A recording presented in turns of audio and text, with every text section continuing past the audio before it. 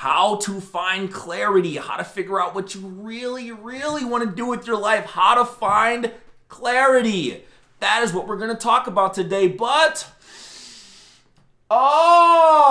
first, please send me your validation so that I can inhale it into my nostrils and down to the depths of my soul. Send said validation by subscribing to the YouTube channel. Hit the little notification bell so that you can get brand new videos the moment they come out. All other platforms, please like, comment, subscribe, share with your friends. Let everyone know who you think might benefit from the message. How to find clarity.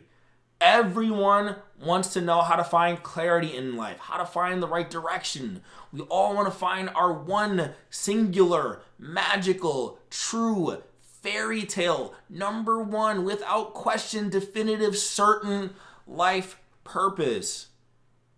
Everyone is so afraid of wasting time. It's the number one comment I get from people. You know, Ayo, I really want to change my life. I want to find my purpose. But what if I pick the wrong one? I don't want to waste time doing that. I don't want to waste time picking the wrong one. Well, the irony in all of that is the more time you spend wanting and choosing and thinking about what your life purpose is going to be, you're wasting that time anyways. The way that you find clarity in life, the way that you find direction in life, the way that you find purpose in life is by action. You find clarity by doing the work. I've talked about this process over and over again. Quick way that you can find clarity in life, find direction, find purpose. Take an inventory of your life. What are the interests that you had when you were young, when you were the age 14, the age where you were thinking about your future, but you were not so corrupted by the world that you did not have thoughts of being realistic in your mind yet? What kind of feedback have you got from family, friends, peers, acquaintances? What if people kind of told you like, hey, you're kind of good at that. You're good at writing. You kind of have a good speaking voice. Oh, look at the way you dress. You're very stylish. Wow, you're very caring and nurturing. Oh, you're the person I come to for advice. What is the feedback you've gotten from the world? What do you do for a living now?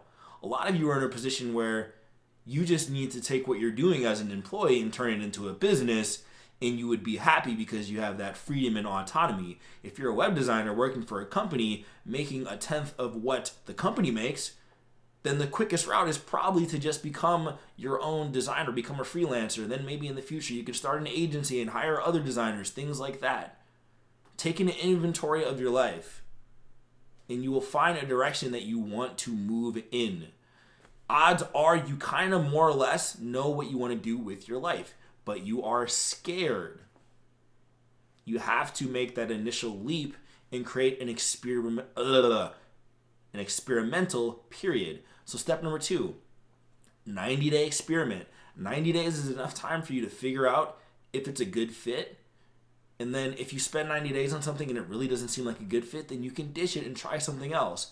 But in that 90-day phase, judge the process not on the outcomes you've gotten, not on how successful you became in that 90-day period. Judge it on whether or not you liked really doing it. So when I was writing, the first 90 days of writing, I didn't have a ton of fans. I didn't have an audience. Still no one knew who I was. But I was like, oh, I kind of like this. I'm going to keep doing this. I like this.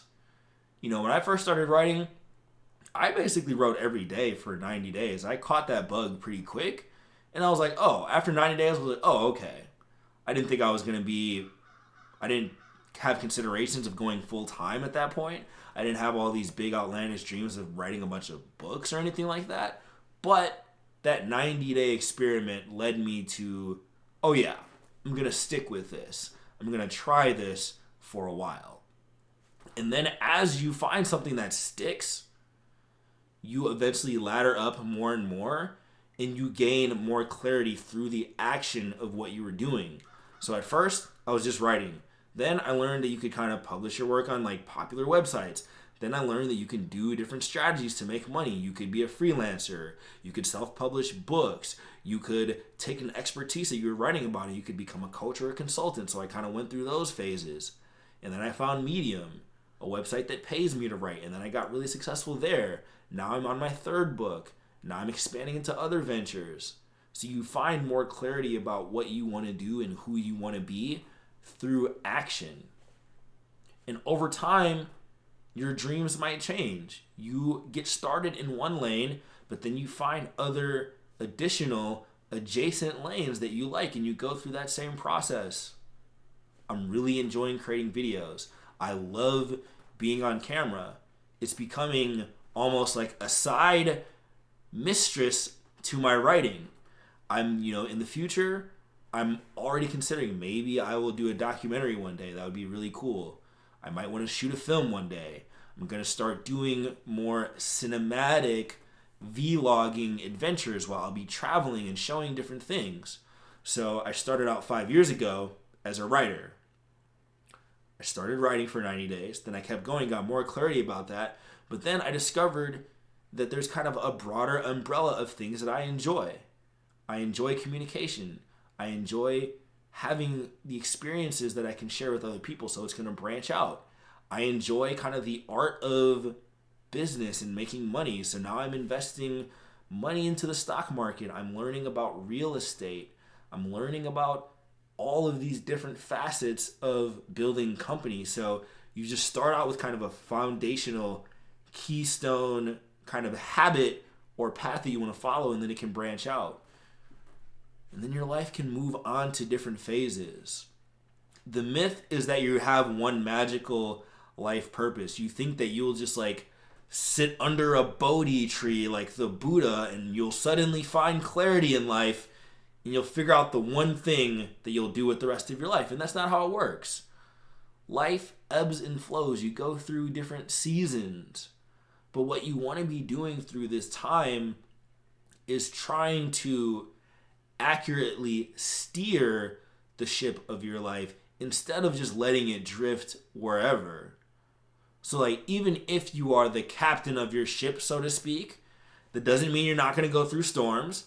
That doesn't mean you're not going to have to course correct. That doesn't mean that you're not going to have to make some major course corrections in your lifetime. You might. But the direction you're moving in is forward, propelled by you.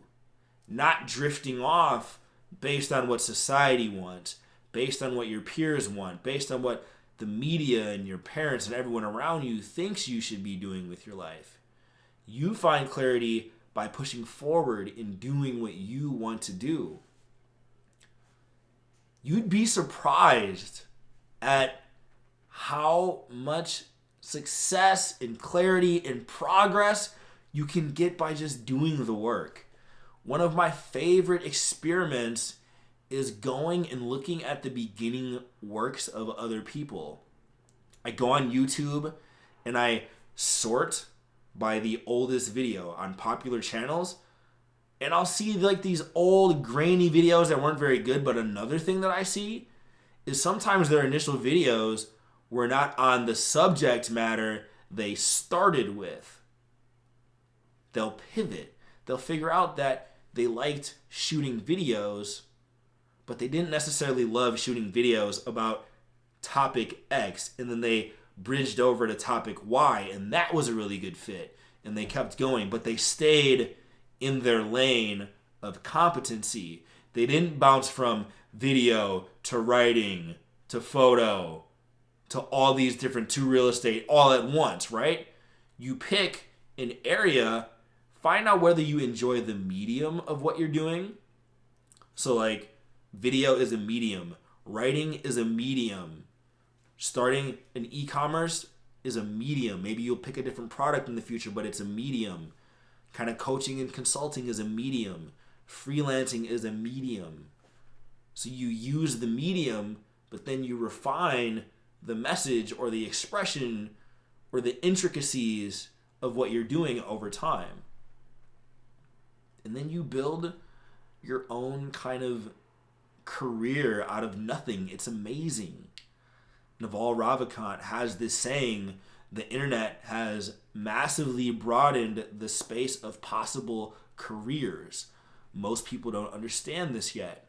I know so many people, they're just kind of building their own careers and just kind of doing whatever they want, finding clarity as they go. There's this guy, Nat Eliason. He owns an SEO agency. He owns an e-commerce store where he sells tea. He owns a physical tea shop where he sells that same tea in a physical location. He has courses on writing. He has courses on using weird productivity research tools, a new course he just came up with. All these different interests. He's kind of finding his perfect balance of what he wants to do over time. There's this other woman, her name is Zhou. She works at Facebook, or I think she works at Google actually, and she is like a product manager at Google. She started writing on the side, kept her job at Google, is writing on the side about product design, about marketing, about management. She has her own podcast out. She has books out. So she has her own tailor-made career. You build new interest upon new interest over time.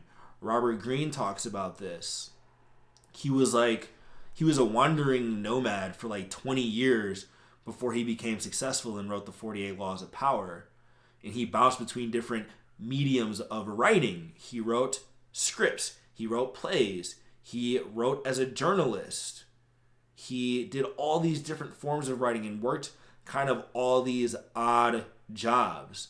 So he worked these kind of odd jobs that didn't take too much of his mental capital away that he was always using for the writing that he was doing on the side. And eventually, all that experience and all of that writing culminated into the book, The 48 Laws of Power, where throughout all of his experiences, he kind of saw that these people were playing these different little power games with one another, and it gave him the idea for the book, and he got clarity on the perfect idea, not by sitting and waiting for it to fall in his lap, but by focusing on the craft of writing for multiple decades while living his life and collecting experiences. Practice your medium and the clarity will come. Use the 90-day strategy. Bridge that into a year. Bridge that into multiple years. And then all of a sudden, you have one of these tailor-made careers that everyone on the internet is telling you about. But you're never gonna get it. There's few things that you can successfully do by thinking about them as opposed to actually doing them. I don't know if I can think of anything that is really achievable by thinking about it as opposed to doing it. You're going to think yourself into a grave. Think and think for your entire life. Just get started. The more you do the work, the more clarity you will have. So that is how to find clarity and direction in your life. Okay, real help.